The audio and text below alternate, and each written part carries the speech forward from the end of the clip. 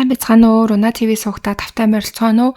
Өнөөдөр та бүхэндээ Камбожид улсад гарсан нэгэн хэргийг ярих гад бэлтгэлээ. 2023 оны 6 дугаар сарын 5-нд Камбожийн нийслэл Phnom Penh хотын цагдаагийн газарт нэгэн солонгос иргэнээс дуудлага ирдэг. Миний найз өчигдөр өдөр гараад явснаасаа хойш утсаа юусаа авахгүй байна. Би шүнжин хүлээлээ. Ямар нэгэн зүйл тохиолдсон юм шиг санагдаад байна гэж хэлсэн дуудлага байсан. Сургуй босныг мэдээсэн хүн нь Камбож руу хамт аялаж ирсэн найзыгаа хайж байгаа 30 орчим насны солонгос эмэгтэй байсан. Сургуй босон хүн бол 33 настай Пён Айон гэдэг нэртэй эмэгтэй байгаа. Тэрээр Африка ТV-гийн алдартай стример бөгөөд 260 мянга орчим дагагчтай инфлюенсер эмэгтэй байгаа. Тэрээр өдөр тутмын амьдрал болон хоол идэж буй бичлэг контентээрээ олонний танил болсон. Ялангуяа гадаад аялаж байгаа влогороо бас нэлээд танигдсан ийм бүсгүй байсан. Амжилтанд өсгийн хэрээр тэрээр 2016 онд олон улсын тавцанд гарахаар зорж байсан. Тэрээр Хятадын нэгэн сошиал дээр Аин гэх нэрээрээ шууд дамжуулалт хийж эхэлсэн байгаа.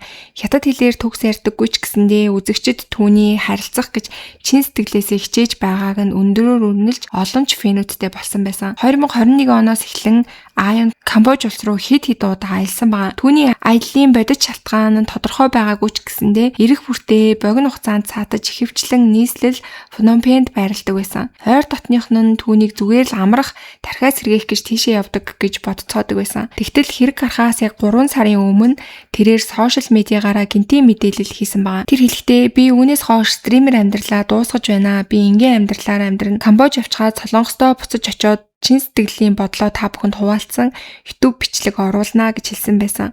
Би маш их зүйлийг харж сонссон. Тиймээс зүгээр жилгийг маань үзээд намайг ойлгохыг хичээгээрэй гэсэн гинтийн мэдэгдлээсэн. Мэдээж түүний фэнүүд бол дорн таамаглаж байсан, түүнийг мөрдөж мөшгөөд байсан юм болов уу, гэрлэх гэж байгаа юм болов уу, сэтгэл зүйн депрессэнд орчихсон юм болов уу, яагаад гинт стример хийхээ болж байгаа юм болоо гэж мэдээж бүгдээрээ л шуугцгааж байсан. Ингээд олон асуудал ундарсан ч гэсэндээ Айон чимээгүй байсаар дахин нэг удаа Камбожийг зорьсон байгаа. 2023 оны 6 дугаар сарын 2-нд Айон найзынхаа хамт Phnom Penh хүрэлцэн ирж танилынхаа байранд байрладаг. Эхний 2 өдөр тэд хотоор хэд хэдэн удаа зугаалахаас өөр зүйлийг бол хийгээгүй. Тэгээд 6 дугаар сарын 4-ний өдрийн 16 цагийн орчимд Айон гадагш гарсан байгаа. Үүнээс хойш бол эргэж ирээгүй. Найз нь түүнийг хүлээн дахин уц руу залгасан ч гэсэндээ ямар ч хариу байгаагүй. Тэрээр орчин тойрноороо нэгэнгүй гарч хайсан ч Айоны мөр олдоогүй. Бүтэн нэг өдөр хүлээсний эцэст найз нь тусламж хүсэн цагдаагийн газарт очисон боловч Камбожийн цагдаа нар бол хайхрамжгүй хандсан. Тэд хяналтын камерын бичлэгийг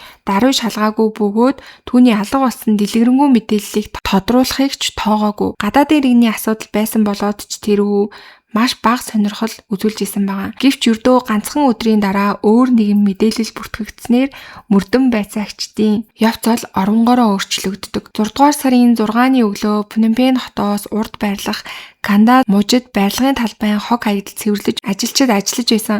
Тэдний нэг нь хүнд машин механизмын оператор, нэг нь нүхийг шороогоор булах ажил хийж байсан. Гэвч яг ажлаа эхлэх гэж байтал нүхэн доторх нэг сонин зүйл түүний анхаарлыг татдаг. Ойртоод хартал энэ нь Камбожийн уламжлалт матрас шиг тийм зүйл байсан. Энэ нь олсоор чанга ороосон улаан өнгийн дэвсгэр байсан байгаа. Оператор хин нэгэн хог аваачаад хайчхаж гэж бодсон. Тэгээд түүнийг зөөхөр ойртон очиход дэвсгэрээс хүний хөл цохож исэн байгаа. Цочролд орсон оператор даруй цагдаа дуудаж удалгүй хэргийн газрыг бол хамгаалтанд авсан. Тэд уснаас дэвсгэрийг гаргаж осыг тайлахад хар футболктой эмэгтэй хүний цогцос ил гарч ирдэг. Шууд харахад ил харагдах бэртэл гэмтэл байсан бөгөөд нүүр нь маш их хавцсан харагдаж байсан. Гэвч энэ хавдар нь халдлахад өртснөөс үүссэн үү эсвэл усан дуудснаас уу гэдгийг хэлэхэд бол маш хэцүү байсан. Гэхдээ түүний байдалд бол нэг сонин зүйл байсан. Тэрээр хөхөвч зүгээгүй байсан бөгөөд дотоож нь буруу хараад дотор тал нь гаднаа гарчихсан байсан. За тэгээ мэдээж бол хохирогч өөрөө ингэж өмснө гэдэг нь бол боломжгүй зүйл шиг санагдсан учраас цагдаа нар бэлгийн сэдэлтэй амь насыг нь хохирох хэрэг байж магадгүй гэж сэжиглэж эхэлдэг. Цогц дээр ямар ч хувийн эд зүйлс байгаагүй тул цагдаа нарын тэргүүн зорилго нь түүний биеийг хэн болохыг тогтоох үйл явц төрүүлж эхэлдэг. Түүний гадаад төрхийг харахад 20 гаруй насны зүүн өмнөд Аз гэхээсээ илүү зүүн Аз төрхтэй эмэгтэй гэж харагдаж байсан. Мөрдөн байцаалтын явцад тэд өмнө нь Айон гэдэг нэртэй солонгос эмэгтэй алга болсон гэж мэдээлэл ирсэн байсныг санацгаадаг. Ингээд хурууны хээний шинжилгээг түүний гадаад паспортны бүртгэлтэй харьцуулахад 99% таардаг. Ингээд түүнийг Пён Айон мөн болохыг бол цагдаа нар баталгаажуулсан байгаа. Түүний нас барсан тухай мэдээ зөвхөн Камбожид төдийгүй Солонгост ч маш хурдан тархсан. Тэр үед хэвлэл мэдээллийн хэрэгслээр янз бүрийн таамаглал ар араасаа хуурч олон хүмүүс түүнийг аимшигт гэмт хэргийн хохирогч болсон гэж итгэж байсан. Энэ явдлын цаг хугацаач с ิจ гтэй харагдчихсан. 2020 оноос хойш Камбожид солонгосчуудыг чиглэсэн гэмт хэрэг чичимтэй нэмэгдээд байсан үе. Хүн барьцаалах, хүний наймаа, хар тамхитай холбоотой хэрэгүүд бүр хүний амнаас хохирох явдалч нэлээд гарч исэн үе. Дараа нь өөр нэгэн таамаглал тархаж эхэлсэн нь түүнийг Шууганд Burning Sun хэрэгт холбоотой байж магадгүй гэсэн таамаглал байсан. Энэ бол 2019 оны Сөүлийн Кангнам дүүрэгт байрлах Burning Sun гэдэг клубыг тойрсон хар тамхины наймаа болон биеийн үнэлэх явдалтай холбоотой том шууган байсан. Тиймээс нэгэн таамаглалаар түүнийг Burning Sun-гийн нууцыг дэлгэх гэж байсан учраас амь насанд хохирсон байх магадaltaй гэж үзчихэж байсан. Тэдний үндэслэл нь юу байсан бэ гэх юм бол Айоны хамгийн сүүлийн сошиал медиа нийтлэлсэн. Тэр нийтлэл дээрээ би маш их зүйлийг харж сонссон гэж бичсэн байсан. За тийм Burning Sun хэргийн гол нөлөө бүхий хүмүүсийг Камбожийн Prince Group-тэй холбосон яриа тухайн үед бол гарч исэн. Тийм учраас энэ хэрэг рүү бол улам түлхэж исэн. Гэхдээ энэ бүхэн бол мэдээж өрдөөл таамаглалууд төдий яг батлагдсан зүйл бол мэдээж биш байсан. Олон нийтийн анхаарал нэмэгдэж олон с ิจ г таамаг өрнөж байсан болохоор тухайн үеийн чухал зорилго бол түүнийг яг юунаас болж нас барсныг аль бие ёсны өхлийн шалтгааныг тогтоох явдлаасан. Гэвч яг тухайн үед бол Солонгосоос Камбожид ирсэн Айоны гэр бүлийнхэн охиныхоо бид задлан шинжилгээ хийлгэхээс татгалздаг. Цаг хугацаа өнгөрөх тусам өхлийн шалтгааныг тогтооход мэдээж улам хэцүү болж эхэлсэн. Тиймээс өмнөд Солонгосын элчин сайдын яам тэднийг ятгахаар оролцсон. Энэ хооронд мөрдөн байцаагчид Айоны хамгийн сүүлийн хөдөлгөөнүүдийг нэг бүрчлэн шалгаж эхэлдэг. Тэд байр, гудамж, нутгийн дэлгүүрүүд, хяналтын камерын бичлэгүүдийг бүгдийг нь шалгаж байгаад азар маш чухал нэг хэсгийг олж илрүүлж чаддаг. Айон байрнаасаа ганцаараа гараад 15 минутын дараа Вокан клиник гэх эмнэлэг рүү алхаж байгаа нь харагддаг. Энэ эмнэлгийг хятад хосууд ажилуулдаг байсан бөгөөд хүүхдийн эмнэлэг дотор засал эмэгтэйчүүд зүү төөнөөр гээд бүх төрлийн тусламж үзүүлдэг тийм эмнэлэг байсан. Айон болохоор яг тэр эмнэлэг рүү орсноос хойш 1 цаг 40 минутын дараа камерт нэг с ิจ гтэй зүйл бичигдсэн байсан. Хятад хосууд эмнэлгээс бие биенийхээ араас гарч ирээд сандарсан байдалтай орчноо харцгаагаад хаалгаа хаан эмнэлгийнхээ хаягийг гэрлийг унтрааж байгаа нь харагддаг. Энэ хугацаанд Айон гарч ирсэн ямар ч шинж тэмдэг байгаагүй. Тэгэхээр Айон эмнэлэг дотор байгаа мөртлөөсөө тэр хоёр эмч болвол эмнэлгийнхаа хаалгыг цоожлсон гэсэн үг байгаа. Гэвч илүү хачирхалтай зүйл нь 25 минутын дараа гэрэл буцаад ассан байгаа. Шүн дунд хүртэл Айон эмнэлгээс гарсан ямар ч мөр олдоогүй. Тэгээд бүрэн харанхуй болсны дараа цэнхэр суудлын машин эмнэлгийн үүдэнд ирж зогсдог. Тэгээд эмэгтэй хүнийг зорчигчийн суудалд суулгаад машин хөдлөөд явж байгаа нь харагддаг. Цагдаа нар бичлэгийг үзэж байхдаа нэг зүйлийг анзаарсан. Тэд энэ машиныг нэг газар харсан юм шиг санагдсан байгаа. Ингээд бичлэгээ буцааж ухрааж үзэхэд цогцсыг хайсан газрын ойролцоох хяналтын камерын бичлэг дээр үүр цайхын алдад эмнэлгийн үднээс гарсан өнөөх цэнхэр машин цогцос хайсан газар руу 5 удаа ирж очиж байгаа нь бичигдсэн байгааг цагдаа нар санацгаасан. Азар машины улсын дугаар бол маш тодорхой харагдаж байсан. Ингээд цагдаа нар бүртгэлийг нь шүүж үзэхэд энэ нь Live One Show гэх 30 настай хятад жолоочийн холх нь ил болдог. Тэр хүн болохоор энэ Вокан клиникийн захирал гэдэг нь ч тодорхой болдог. Машины суудалд сууж байсан эмэгтэйч Цай Хоожан гэдэг эмнэлгийн захирлын эхнэр болох нь тодорхой болсон. Яг тэр үед цогцыг ороосон дэвсгэрийн шүүх эмнэлгийн шинжилгээний хариуч гэсэн гарсан. Тэд хурууны хээ олсон бөгөөд энэ нь өнөөх хосуудын хурууны хээтэй яг таарсан. Энэ бол хэргийг батлах хөдөлшгүй баримт болсон байгаа. Ингээд Айон алга болсноос хойш 7 хоногийн дараа Камбожийн цагдаа нар уг хосыг хүн амны хэрэгт баривчилсан. Хятадын хэвлэлүүдэд мэдээснээр эхнэр Хоожон нь цэцэд эмчийн гэр бүлээс гаралтай хуучин нөхөртөөгөө хамт эмнэлэг ажиллуулж байсан ч удалгүй тэд салцгаасан байгаа. Ингээд тэр ганцаараа эмнэлгийн ажиллуулахыг хичээсэн ч эмнэлгийн бизнес нь тийм ч сайн байгаагүй. Яг тэр үед өөрөөсөө 9 насаар дүү Виншаонтэй танилцсан. Виншаон бол ядуу гэр бүлээс гаралтай, тогтмол ажилгүй, хар ажил хийж явдаг залуу байсан. Гэвч Хойжунтай уулзсан нь түүний амьдралыг бол бүр өөрчилсөн байгаа. Тэд 2021 онд гэрлэлтэд бүртгүүлж үүний дараа тэрээр эхнэрийнхээ эмнэлэгт ажиллаж эхэлсэн. Хамгийн гол нь түүнд эмчийн зөвшөөрөл бол байгаагүй. Үнэн дээр тэр ямар ч ч эмнэлгийн боловсрал сургалтанд хамрагдаж байгаагүй хүн байсан байгаа. Гэсэн хэдий ч тэрээр өвчтнүүдэд тусал залгаж, эм олгож, бүр ургамлын эм хүртэл бэлдэж өгдөг байсан. Энэ бол илт хууль бус эмнэлгийн үйл ажиллагаа хийдэг байсан гэсэн үг. Гэвч хятадд тэд яаж ийж байгаад аргалаад өнгөрдөг байсан. Тэгж агаад 2023 оны ихээр хуучин охин төрүүлж эмнэлэгтээ тогтмол ажиллахад хэцүү болсон. Үүнээс болоод нөхөр нь эмнэлгийг хэвчлэн ганцаараа ажиллуулах хэрэгтэй болсон. Энэ байдал бол хосуудын сэтгэлийг улам зовоож эхэлсэн. Хэрэв хятадын эрх баригчид түүнийг хууль бусаар эмчилгээ хийж байгааг нь мэдэх юм бол маш том асуудал үүсэх нь бол тодорхой.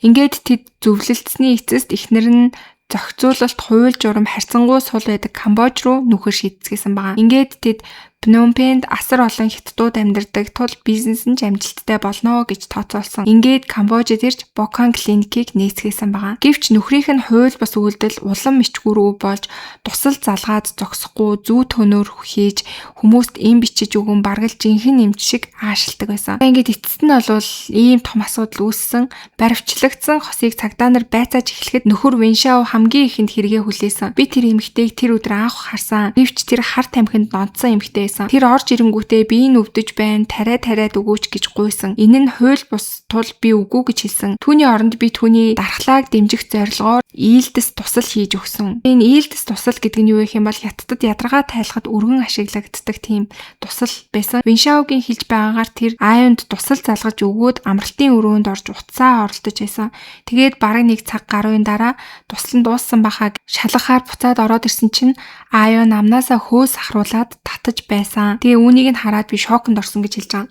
Ингээд тэрээр шуурхай зүрхний яаралтай тусламжийн эмийг түүнд өгч хиймэл амьсгаа хийсэн боловч Аюун нас орсон гэж байгаа. Байдал хяналтаас гарахад Виншао айдас давтан хууль бус эмчилгээ хийдэг нь илэрнэ гэхээс бол бүр их айсан. Тиймээс Виншао босон явдлыг сайн дураараа мэдээлэхийн оронд цогцсыг хаяхаар шийдсэн гэж мэдүүлж байгаа. Тэрээр улаан дэвсгэр дэлгэж цогцсыг дээр нь тавьж ороогоод олсоор боогоод цогцос хаях газараар өөрийнхөө ихэвчлэн очиж загсчилдаг байсан газрыг сонгоод тэнд очиж цогцыг усанд хаяя гэж шийдсэн гэж байгаа. Ингээд шөнийн цагаар Виншао цэнхэр суудлын машинаараа ирж эхнэртээ шүн хойлоо завхарч хоол идэ гэж хэлээд эхнэрээ дагуулж явсан гэж хэлж байгаа. Тэрээр эхнэрээсээ бүх зүйлийг бүрэн нууж цогцыг багаажиндаа сэмхэн хийсэн гэж мэдүүлсэн.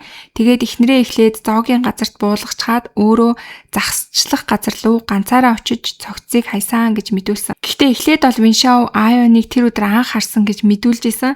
Гэтэл хяналтын камерыг шалгахад Аюун өмнөх өдөр нь өдрийн үед эмнэлэг дээр ирж исэн бичлэгийг бас цагдаа нар олж чадсан. Тэгэхээр энэ бол түүний эдний эмнэлэг рүү очсон 2 дахь тохиолдол байсан гэсэн үг. Дээрээс нь цогцыг олоход тэр хөвчгүү дотоожийг нь буруу дэш нь харуулад өмсгчихсэн байсан.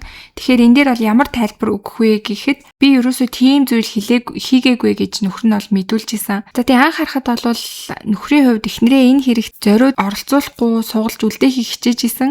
Гэвч тэр хоёр бол эмнэлгээс хоёлаа гарч ирж байгаа сандарж байгаа бичлэгүүд гэх мэтчлэн бүх зүйл нь бол тодорхой байсан. Тэгэхээр эхнэр нь энэ үед бол энэ хэргийн хэргийг мдээгүй байх ямар ч боломжгүй гэдэг нь бол ил болсон байгаа. За тий бэлгийн хүчирхийллийн хувьд бол тэр бүрэн өгөөсгчээсэн задлан шинжилгээ хийх юм бол өөрийнх нь гин буруугүй гэдэг нь батлагдана гэж тэр хэлжсэн. Тэгээ тэдний яг үнэн зөв ярьж байгаа мэдхийн тулд бол мэдээж задлан шинжилгээ хийх шаардлагатай байсан. Гэхдээ ар гэрийнх нь бол эсэргүүцэж байгаа. Элчин сайдын яамныхны ятгасны дараа бол задлан шинжилгээ хийхийг зөвшөөрсөн. Гэвч хэрэг гарснаас хойш 40 хоногийн дараа задлан шинжилгээ хийж дууссан байгаа. Тэр үед бол цогцос маш их муудсан задрал явагдсан байсан болохоор яг түүний гол үхлийн шалтгааныг бол тодорхойлоход маш хэцүү байсан. Гэхдээ ганц зүйл илэрсэн нь бол амьсгал боогдож нас орсон байж магадгүй гэсэн бүдэг батаг таамаг гарсан. Камбожийн шүүх эмнэлгийн чадвар бол маш хязгаарлагдмал байсан. Шаардлагатай боловсон хүчин шүүх эмнэлгийн технологи дутагдсанаас болж эрх баригчид нотлох баримтыг 3 дахь жорн руу явуулахад хүрсэн. Энэ нь бүрч их саатлыг бий болгосон байгаа. Задлан шинжилгээнээр түүний биеэс ямар ч хар тамхи мансууруулах бодисол илрээгүй. Гэвч цогцос маш их задарсан шүүх эмнэлгийн шинжилгээ хязгаарлагдмал байсан болохоор эдгээр дүгнэлтэнд бас итгэхэд нэлээд хүнд байсан. Ингээд зарим хүмүүс бол нэг аимшигтай таамаглалыг дэвшүүлсэн. Аюуны өхөл үнэндээ пропопол буюу өвчин намдаах мэдээ алдуулахыг тарианаас үүдэлтэй байж магадгүй гэж үзсэн. Энэ нь болохоор хүмүүсийг өвчтнийг унтуулахад ашигладаг тийм тариа. Гэвч энэ нь асар их допамин ялгаруулдаг. Тиймээс олон өвчтөн сэрэгтэй сэргийг хөөрлийн байдалтай сэрдэг.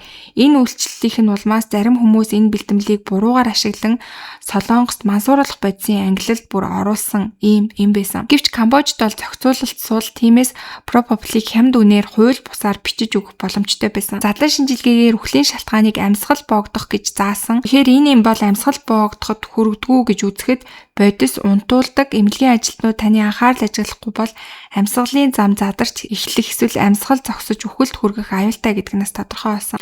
Гэхдээ энэ бүгд бол ердөөл таамаглал, айонд пропопол тарсан гэх хатуу нотлох баримт бол гараагүй. За мөн шүүх эмнэлгийн шинжилгээгээр бол цогцноос эр бэлгийн эс болон эрэгтэй хүний ДНХ илрээгүй гэсэн хэдий ч Камбожийн цагдаа нар бэлгийн хүчирхийлэл үйлдсэн байж магадгүй гэж үзэн хятад хосыг эрүүдэн шүүх замаар амь насыг нь тохиросон хэрэгт бол буруутгаж исэн. За хэргийн хувьд бол 2023 онд болсон гэвч итгэхийн аргагүй нь одоо 26 он болцоход байхад энэ асуудал бол үргэлжилсээр л байгаа. Мөрдөн байцаалт ийм удаан зогсон байдал байгаа нь бол бүтэц тогтолцооны шалтгаануудаас болсон. Тэгээ яг одоогийн байдлаар бол яг энэ хэргийн шүүх хурал олоод яг гэмт этгээдүүд ямар гин буруу хийсэн бэ гэдгийг тодорхой болоод хэрэгтэй тохирох ялаа бол ерөөсөө авч амжаагүй байгаа. Тэгээд энэ хэрэг бол одоо Солонгос, Камбож, Хятад гэсэн 3 улсын дунд бол одоо хүртэл ингээд яригдаж явагдаж шалгагцаар байгаа ийм хэрэг байгаа юм билээ. Тэгээд энэ хэрэг дээр болохоор мэдээж яг эмч биш хүнийг эмчилсэн, тариа тарьсан гэдэг нь бол буруу болсон уу? Эсвэл түүний амь насыг өнөөсөн үү? Эсвэл хар тамхигийн тунг нь хэтрүүлж түүнд тарьснаас олж яг өөрөө амь насаа алдсан уу гэдэг нь одоо хүртэл тодорхойгүй байгаа. За тэгээ сонсогч та бүхний хувьд яг юу гэж бодож гин энэ хэрэг дээр өөрт төрж байгаа сэтгэлдүүдээ комент хэсэгт хичээд хуваалцаарай. За тэгээ сүүлд бас энэ хэргийн үйл явц ил болоод яг ямар шалтгаанаар амь насаа алдсан бэ гэдгийг нийл болох юм бол би та бүхэнд бас пост хэлбэрээр нэмэлт толгойд оруулах болно. За ингээд өнөөдөр ч гэсэндээ дугаараа сонссон та бүхэндээ маш их баярлалаа. Удахгүй эргээ дараагийнхаа дугаараар бүгдээрээ уулзцгаая.